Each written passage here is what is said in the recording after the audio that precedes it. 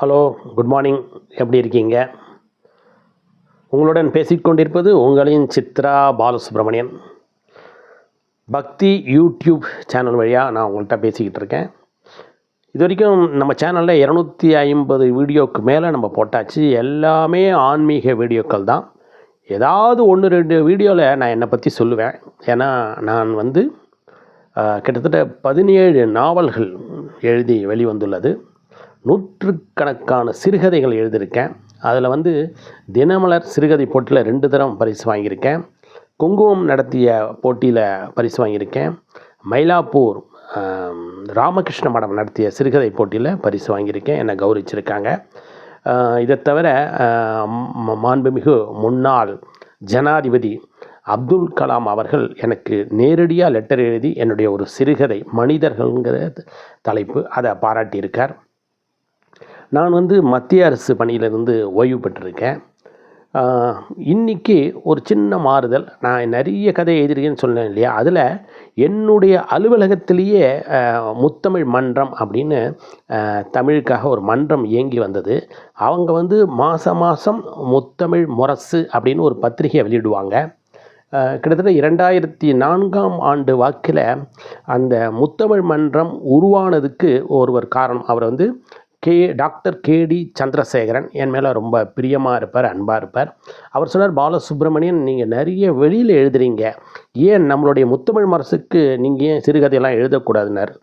எனக்கு என்ன ஆட்சேபணம், கேட்டால் தாராளமாக எழுதி தரேனே அப்படின்னு சொல்லிட்டு நான் ஒரு சிறுகதை எழுத ஆரம்பித்தேன். பிறகு என் சிறுகதை இல்லாமல் அந்த முத்தமிழ் முரசு வராது அப்படின்னு கூட சொல்லலாம். அது மட்டும் இல்லை, இந்த டாக்டர் கேடி சந்திரசேகரன் அவர்கள் என்ன செய்வார் என்றால், என்னுடைய சிறுகதை ஏதாவது பரிசு போட்டியில் வென்று விட்டது, அடுத்த வாரம் வரப்போகிறது என்றால் அதை முத்தமிழ் முரசில் ஒரு குறிப்பாக அதை போடுவார். அடுத்த வாரம் இவருடைய சிறுகதை பரிசு பெற்ற சிறுகதை வருகிறது அப்படின்னு சொல்லிட்டு. சில கைத்தட்டல்கள் தான் கலைஞரை மேலே மேலே தூக்கிவிடும், மேலே மேலே அவங்கள தூண்டிவிடும், உற்சாகத்தை கொடுக்கும். அந்த விதத்தில் டாக்டர் கேடி சந்திரசேகரன் அவர்களுக்கு என் மனமார்ந்த நன்றியை நான் தெரிவித்துக் கொள்கின்றேன். இப்போ நான் எழுதின அந்த சிறுகதையை நம்ம பார்ப்போமா? தலைப்பு கிழிந்த நோட்டு. தலைப்பு கிழிந்த நோட்டு. சரி, வாங்க இப்போ கதையை பார்க்கலாம். வணக்கம். தலைப்பு கிழிந்த நோட்டு. நேரம் காலை 7:45. சென்னை பரபரப்பாக இயங்கிக் கொண்டிருக்கின்றது. ரவி தன் சைக்கிளை அவசரமாக சைக்கிள் ஸ்டாண்டில் நிறுத்திவிட்டு பஸ் பிடிப்பதற்காக பஸ் நிறுத்தத்திற்கு மூச்சிறைக்க ஓடி வந்தான். வெகு தூரத்தில் பஸ் வருவது தெரிந்தது. ஆபீஸ் நேரம் என்பதால் பஸ் எப்போதுமே கூட்டமாகத்தான் வரும். அந்த கூட்டத்தில் பஸ்ஸில் ஏறிய பிறகு டிக்கெட்டிற்கான பணத்தை பாக்கெட்டிலிருந்து எடுப்பது என்பது கயிற்றில் நடப்பதற்கு சமம். அதாவது சர்க்கஸ் தெரிந்திருக்க வேண்டும். சட்டைப்பையில் கையை நுழைத்தான். 3 10 ரூபாய் நோட்டுகளும் ஒரு 5 ரூபாய் நோட்டும் இருந்தது. 3 10 ரூபாய் நோட்டுகளை திரும்ப சட்டைப்பையில் வைத்துவிட்டு 5 ரூபாய் நோட்டை மட்டும் கையில் எடுத்துக்கொண்டு டிக்கெட் வாங்குவதற்காக அதை கையில் வைத்து கொண்டான். அப்போது அந்த நோட்டை அவன் பார்த்தான். அவனுக்கு பகீர் என்றது. அந்த 5 ரூபாய் நோட்டின் நடுவில் சிறிய ஓட்டை நெருப்பு சுட்டது போல இருந்தது. அடாடா, நோட்டு செல்லாதே என்ற கவலை ரவியை தொற்றிக்கொண்டது. இந்த நோட்டு எனக்கு எப்படி வந்தது? ரவியின் மனதில் பதட்டம் எகிரியது.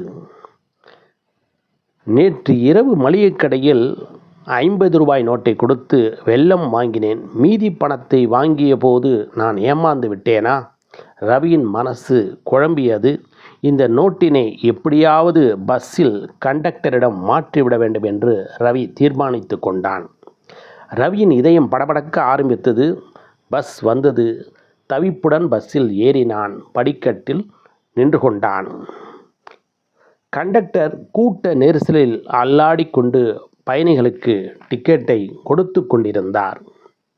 ரவி தன்னுடைய 5 ரூபாய் நோட்டை நீல வாக்கில் மடித்து அந்த ஓட்டை தெரியாதவாறு வைத்துக்கொண்டு வேளச்சேரி 1 என்று கண்டக்டரிடம் பணத்தை நீட்டினான். கண்டக்டர் டிக்கெட்டை கிழித்து கொடுத்ததும் ஒரு வினாடி கூட தாமதிக்காமல் ரவி அந்த கூட்டத்தின் முன்னே புகுந்து பஸ்ஸின் முன்பக்கம் நகர்ந்து சென்றான். இருந்தாலும் கண்டக்டர் தன்னை கூப்பிட்டு விடுவாரோ என்ற பயம் ரவியின் மனதை வாட்டியது. பஸ் 3 ஸ்டாப்புகள் தான் போயிருக்கும். கண்டக்டர் ஏதோ கத்துவது போல இருக்க ரவி மெல்ல தன் தலையை தூக்கி அந்த கூட்டத்திலிருந்து என்ன என்று உற்று நோக்கினான். ஏ கிழவி, உன் கையில் இருக்கிற 5 ரூபாயை நான் கொடுக்கல. இப்படி செல்லாத நோட்டை மாற்றுறதுக்கு கண்டக்டர் தான் உனக்கு கிடைச்சானா? நல்லா யோசிச்சு பாரு. நீ 5 ரூபா நோட்டை தான் எங்கிட்டயே கொடுத்த, நான் பாக்கி சில்லறையை கொடுத்துட்டேன். இந்த 5 ரூபா நான் கொடுக்கவே இல்லை அப்படின்னு கண்டக்டர் சொல்ல ரவிக்கு பக் என்றது. அந்த கிழவி கண்டக்டரிடம் கிழிந்த 5 ரூபாய் நோட்டை காட்டி கெஞ்சிக் கொண்டிருந்தாள். பக்கத்தில் இருந்தவர்களெல்லாம் புலம்பிக் கொண்டிருந்தாள். என்கிட்ட இருந்தது ஒரே ஒரு 10 ரூபா நோட்டு. வேளச்சேரிக்கு டிக்கெட் வாங்கினேன். மீதி கொடுக்கும்போது கண்டக்டர் தான் இந்த 5 ரூபா நோட்டை, கிழிஞ்ச 5 ரூபா நோட்டை என்கிட்ட கொடுத்தாரு. இப்போ நான் என்ன பண்ணுவேன்? நான் வேளச்சேரியில் இறங்கி ராயப்பேட்டை ஆஸ்பத்திரிக்கு இன்னொரு பஸ்ஸை பிடிக்கணும். இப்போ இந்த நோட்டை வச்சுக்கிட்டு நான் எப்படி போக முடியும்? திரும்ப வரத்துக்கு காசு கூட என்கிட்ட கிடையாது. ஆஸ்பத்திரி போனால் அங்கே தான் என் பொண்ணு எனக்கு காசை கொடுப்பா என்று அவள் கண்களிலிருந்து கண்ணீர் வழிய புலம்பினாள். கம்முன்னு வா, டெய்லி ஒரு 4 கேஸ் இப்படி தான் வரும். கண்டக்டர் தூரத்திலிருந்து கத்துவது ரவியின் காதில் விழுந்தது.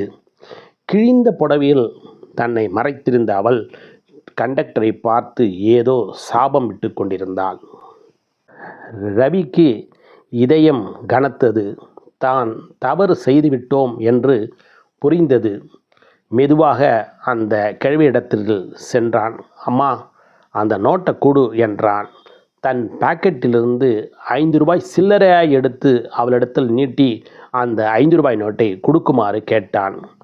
ஏம்பா, இந்த நோட்டு செல்லாதுப்பா, அவள் பரிதாபமாய் சொன்னாள். ஆனால் இவனோ, தெரியுமா, நான் பார்த்துக்கிறேன், நான் பேங்கில் போய் இதை மாற்றிக்கிறேன் அப்படி என்று சொல்ல, மவராஜனா இருப்பா என்று அவள் ரவியை வாழ்த்திவிட்டு அந்த 5 ரூபாயை திரும்ப கொடுத்தாள். ரவியிடமே அந்த கிழிந்த நோட்டு திரும்பி வந்தது.